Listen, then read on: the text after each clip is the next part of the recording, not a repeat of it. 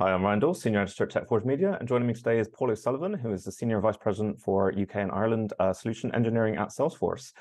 So, Paul, it's fair to say that there's been quite an explosion of generative AI over the last year. What does this mean for UK businesses?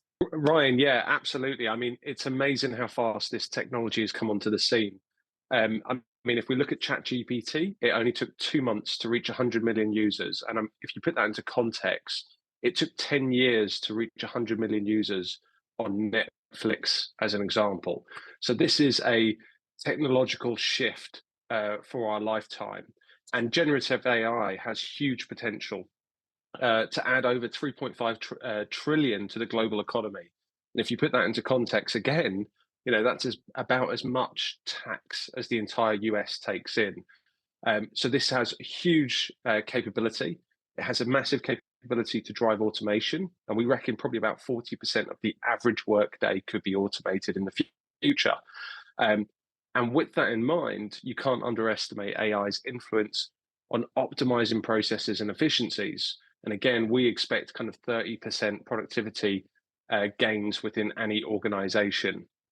And it's really time to recognize the power of this trustworthy kind of artificial intelligence and how we can improve customer experiences. And to lean into all of that, what other benefits more widely can AI kind of really bring to that customer kind of experience end to end? So huge amount of opportunity and potential ahead of us. There are some crazy graphs out there showing the adoption rate, like you said, comparing ChatGPT to Instagram and Facebook and Netflix and all of those. So what are you hearing from customers in their approaches to generative AI? Every CEO and CIO that I've spoken to as of late wants to embed AI into their businesses right away, because every company kind of needs to become more productive, more automated, and more intelligent to be competitive in the market. They see the rise of this generative AI as a revolution and fully orientated around the customer. So beginning and ending with the customer in mind. It's going to be a whole new way to connect with those customers. And that also means it's a whole new way that organizations are going to have to restructure and work. It's going to require a new strategy to drive those connections. And it's fair to say that every customer is excited about this wave, but there's a lot of caution and nervousness out there as well. Yeah, so we just came off the back of the Global AI Safety Summit here in the UK last week. So what are your thoughts on it? Should we be cautious in our approach? Yeah, for sure. I mean, there's definitely an element of a need to be cautious, and there's certainly this AI trust gap that needs to be closed. Despite generative AI being the number one priority for every C-suite at the moment, over half of customers and their customers don't believe AI is safe and secure today. And there's a few hurdles that they need to overcome to bridge this gap. Firstly, great AI that we know needs great data. We've all heard the expression garbage in and garbage out. And this requires, and this explosion of data across these businesses require many companies to kind of really get a handle on their data. Companies have struggled with data quality and data hygiene. So that's a key area of focus. But also, both customers and businesses are worried about the data privacy. So we can't let those large language models store and learn from sensitive customer data. We can't put personalized identifiable information into these large language models. And people are worried about the hallucinations and the accuracy. What happens if this artificial intelligence just makes things up? And then another concern that we need to think about is that kind of bias and toxicity. And we've learned from previous technology advancements and waves that these risks are very real. And finally, the question is, how do we implement this in a safe and secure way? And the big risk here is when I think about some of the regulatory changes that are coming down the pipe, if we're not careful and we're moving at pace today, we could be having AI applied into many different parts of our architecture and our enterprise landscapes, which could mean a multitude of changes in the future when the regulation changes and compliance catches up overall. So we need to be considerate of all of those things. Especially as this gets moved more into sort of things like finance, and we've seen some quite concerning things and sort of biases and racist, misogynistic stuff turning up in data sets. I know that MIT had to pull one of theirs famously because of all of that, those problems. So what questions should businesses be asking themselves to go forward in a trusted way? Well, at Salesforce, we're asking really hard questions of ourselves, our engineering teams, and everybody across the organizations. And we think every customer should do exactly the same as well. So, what are those hard questions? The first one for me is, how is AI being trained? What data are we using to train that AI? What are the values built into the data set? And are there any biases too that are slowly creeping in?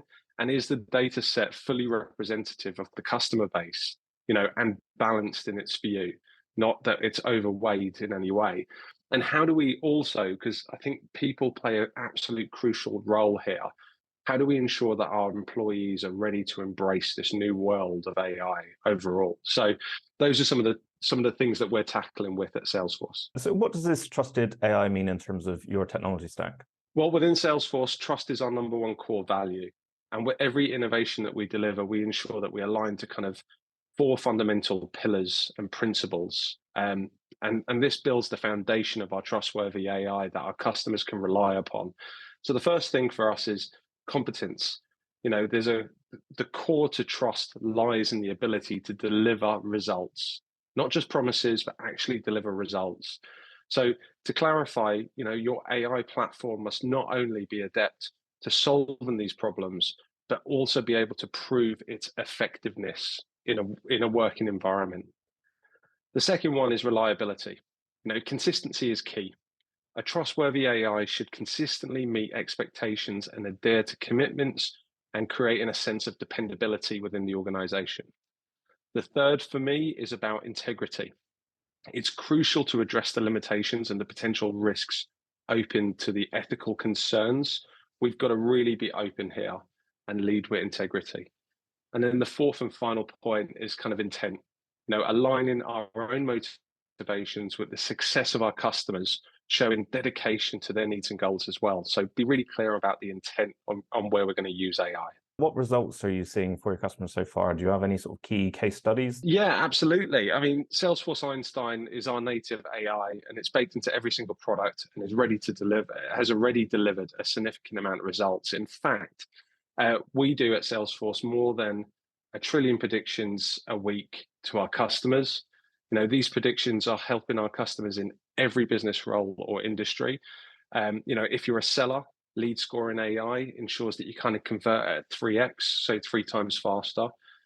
Within the service industry domain, so obviously with Service Cloud, our teams are seeing on average a 27% reduction in support cases using Einstein and our bots capability.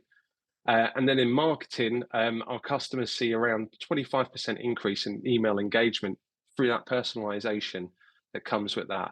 I mean, there's huge incremental uplifts to the bottom line, and we're just getting started. So it's really exciting. You lead a team of solutions engineers at Salesforce. How are you ensuring that they're upskilled in this new landscape to help customers stay at the forefront of these advancements? It's so important for our teams to be building their AI muscle.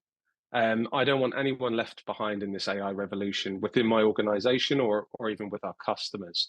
So there's a few things that we're doing to get to grips with all of this change. The first way, and this is really interesting, is to learn how to write good prompts. If you think about prompt engineering, this wasn't even a thing a year ago. But interestingly, when we all said, Alexa, play this, or Hey Google, I mean, prompts were there, but this is really unique now. It's probably the hottest job in the generative AI field, but you don't have to be an engineer. If you master the art of good prompt writing, you can perform tasks faster and better, whatever those tasks might be. So whether that's writing code or analyzing data with natural language, or interacting with your customers to be able to kind of surface really meaningful contextual understandings.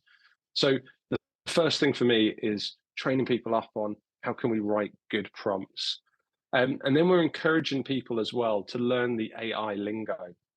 Even if you're not planning to become an AI engineer or a data scientist, to be able to converse openly and understand the new terminologies that we're seeing.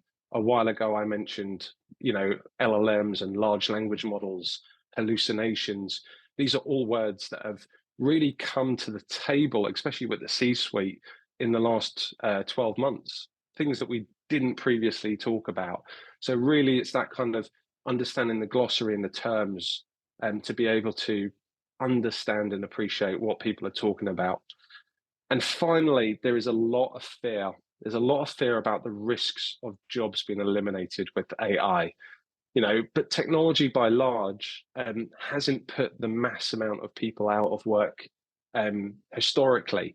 And I personally don't think it will as we move forward with this AI revolution.